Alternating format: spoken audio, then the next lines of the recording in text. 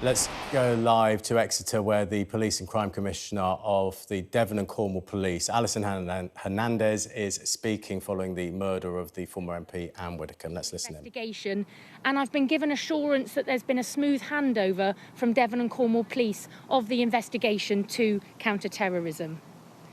There's been quite a bit of commentary about the way that Devon and Cornwall Police have communicated during the early stages of this case. But as the Home Secretary said yesterday, it is not unusual that in a fast-paced investigation, more information comes to light and changes the nature or the character of what the police are dealing with. Since beginning the investigation, I've been briefed by the Chief Constable regularly, and I'm confident that Devon and Cornwall Police has provided a substantial and professional response to Anne Widdecombe's death. I'm particularly grateful to members of the public who have provided information and assisted officers in progressing the investigation.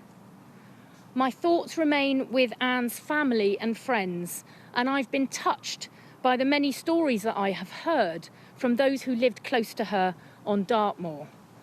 Whatever you thought of her politics, Anne was an exceptionally likeable character.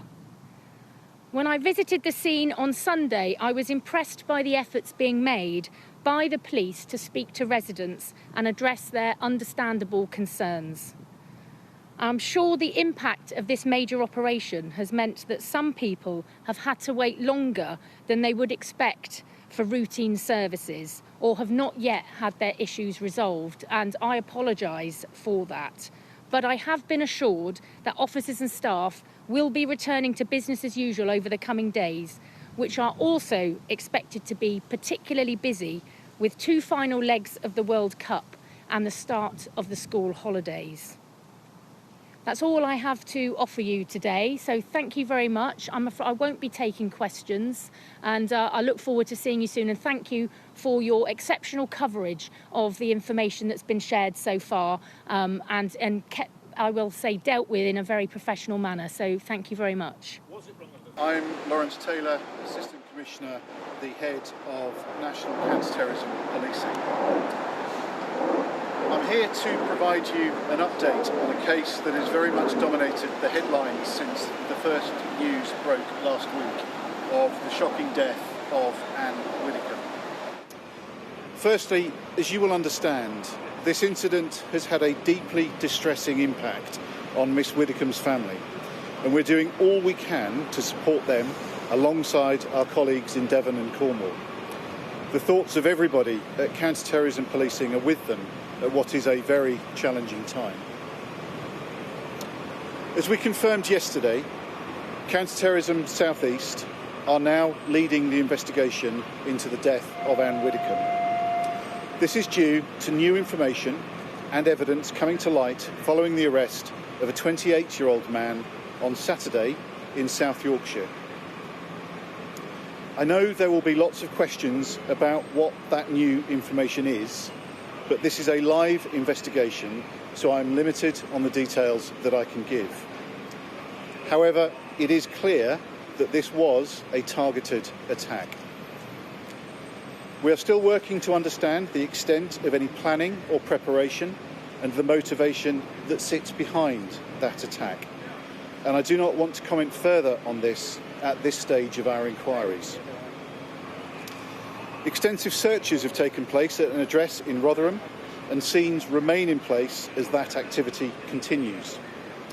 We have also been granted a warrant of further detention, which means the suspect can now be held for questioning for up to 7 days under the Terrorism Act.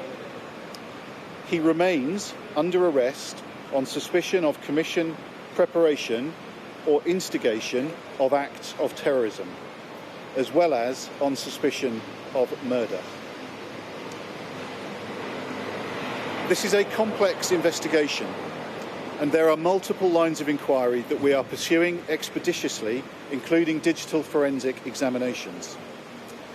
I am very aware of the significant levels of public interest in this case, given that Miss Widdecombe was such a high-profile political and public figure and familiar to many.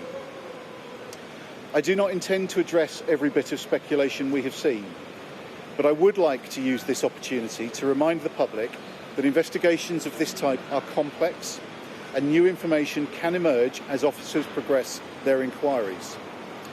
And we intend to release further information when it's available and when it is appropriate to do so. So please allow us to do our job thoroughly and carefully, and think before sharing any unverified information. It is important to remember that this is a murder investigation following a brutal attack on a 78-year-old lady in her own home. I want to ensure that our work is conducted sensitively and considers the impact of what has happened.